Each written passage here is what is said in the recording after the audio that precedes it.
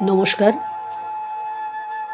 আমি কবি রজত পুরকায়স্থর লেখা স্বেচ্ছা মৃত্যু কবিতাটি পাঠ করছি।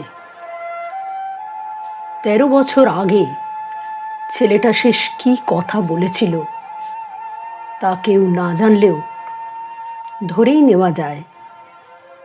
পেইং গেস্টের ৪ তলা থেকে শূন্যে ভাসতে ভাসতে মাটিতে আছড়ে পড়ার আগে ভয়ার্ত কণ্ঠে সে তার মাকে স্মরণ করেছিল, কিংবা পৃথিবীকে জানিয়েছিল কবির কালজয়ী লাইন স্মরণ করে তার দৃঢ় প্রতিশ্রুতির কথা, আবার আসিব ফিরে। তারপর ১৩ বার সূর্যকে প্রদক্ষিণ করেছে পৃথিবী। ভূমিকম্প, বন্যা, মহামারী আর রক্তক্ষয়ী যুদ্ধে অগণিত সজীব দেহ হয়েছে প্রাণহীন। গাজিয়াবাদের হরিশ রানা নামের ছেলেটি কিন্তু মৃত্যুকে হারিয়ে অনায়াসে জয় করেছে প্রাণময় জড়ত্ব। লাইফ সাপোর্টের কৃত্রিম উপায়ে সচল থেকেছে শ্বাস প্রশ্বাস, বিফল হয়েছে মায়ের চোখের জল। একসময় নিরলস সেবায় ক্লান্ত হয়েছেন তিনি।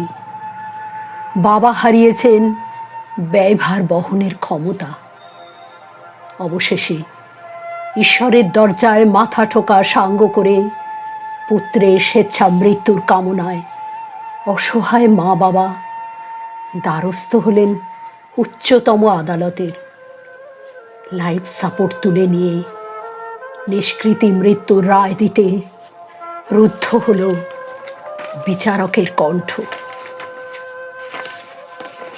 বোন কপালে দিল চন্দনের ফোঁটা, পাশে মা দাঁড়িয়ে সন্তান হারানোর হাহাকার বুকে চেপে। হরিশের চোখ স্থির, অপলক।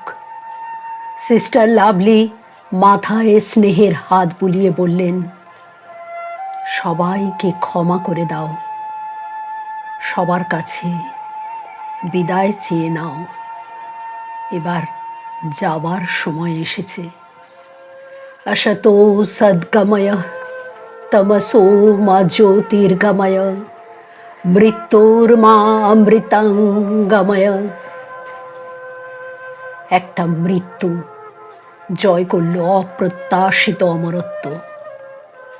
হরিশের অঙ্গ সঙ্গে নিয়ে সুস্থ হলেন মুমূর্ষু রোগী। হরিশ কাছে না থাকলেও মা জানে তার রেখে যাওয়া কিডনি এখনো সচল আছে অন্য এক হরিশের শরীরে, যে শরীর তাকে পৌঁছে দেবে হরিশের কাছে।